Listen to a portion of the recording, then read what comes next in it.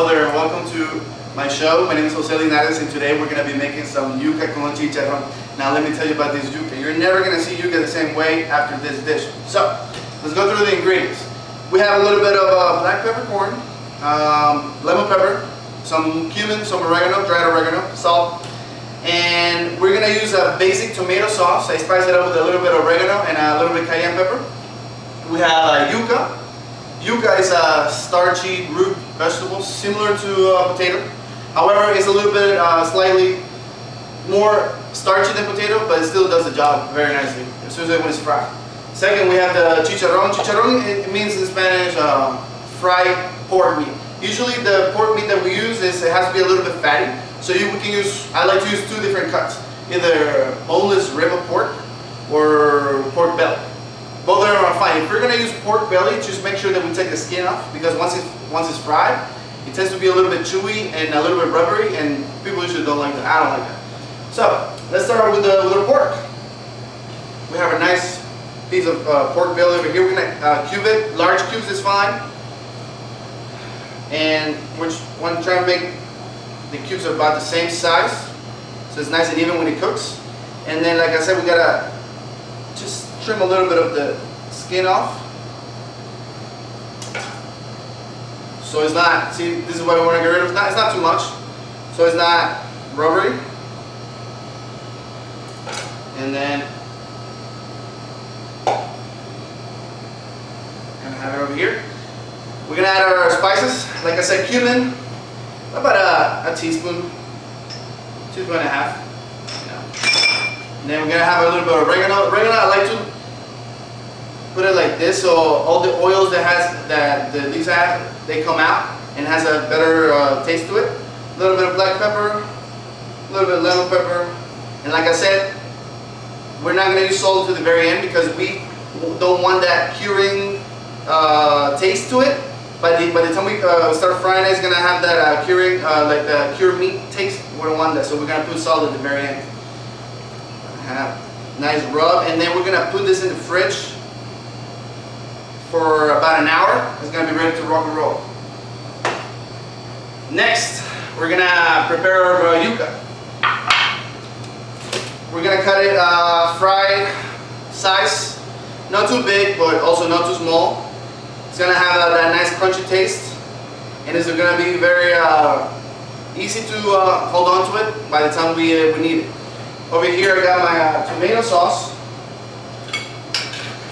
Nice and thick. I've been simmering for about 3 hours to have that nicely tomato taste to it. And the special treat that I have for you guys today is my pickled cabbage. And back where I come from, this is called curtido. Curtido literally means pickle.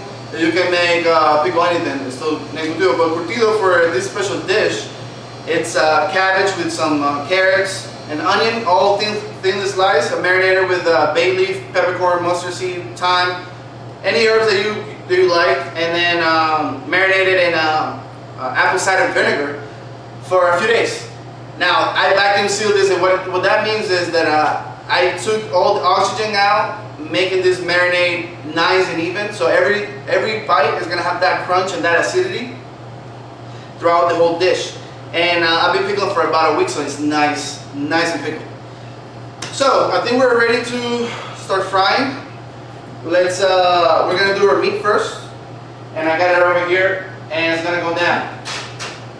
I don't know if you can hear, but it has that nice sizzling sound to it. That is exactly what we need, because it's gonna be crunchy on the outside and very nice and moist on the inside. Next, we have our fries, our yuca fries, and then we're gonna do the same. We're gonna drop them in, and the reason why we put the meat first is because it takes longer to cook. So they're gonna be ready about the same time, roughly. And if you need it a little bit more, you can do a little more. Some people like it a little crunchier than others.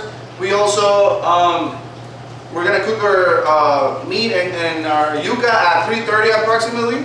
For about, the meat is going to be cooking about 4.5 to 5 minutes, and the yuca is going to be like for 3.5 minutes. Doesn't take that long, especially because it's not too big. They're not so big pieces. So we have our bowl ready when the yuca comes out, and then we're gonna, since this is a very easy dish, we're gonna start plating up. And our sauce, we're gonna start with the sauce because we don't want to pour sauce right on top.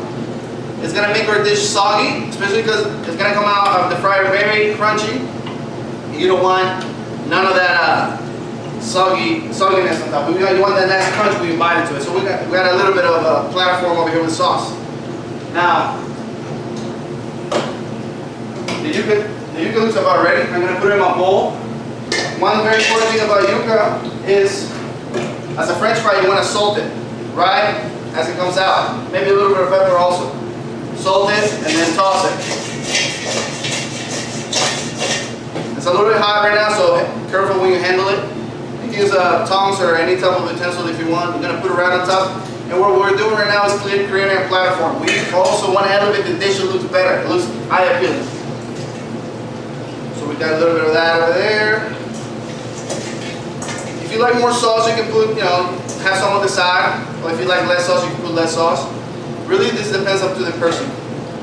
It's not set rule that you need to have that. So we're going to use the same bowl to get our meat. The meat should be about done.